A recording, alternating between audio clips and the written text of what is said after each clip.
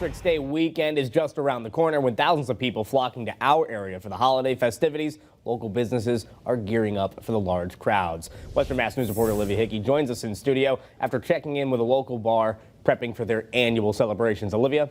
Glenn, I stopped by Nathan Bill's Bar and Restaurant where preparations for the holiday weekend have been underway for over a year.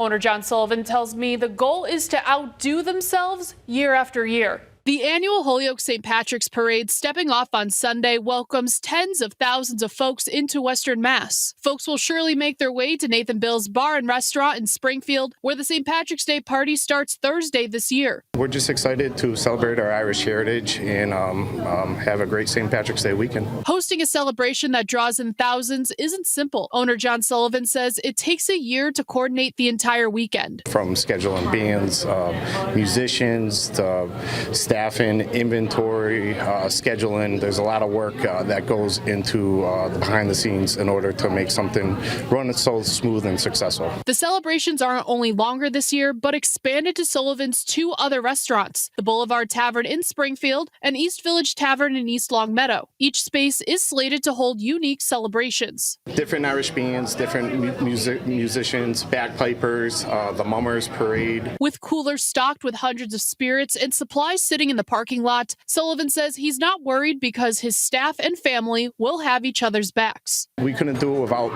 the army of staff that we have. We currently employ about 160 employees at all three locations. Prepping the Bloody Marys, we do the olives, all the fruit we have to cut. And I count the money. Yeah. Thursday's celebrations kick off with a performance from Project 267 featuring Amanda Rowe. Other weekend highlights will include buses to and from Holyoke St. Patrick's Road Race and an Irish breakfast. Reporting in the studio, Olivia Hickey for Western Mass News. Thank you.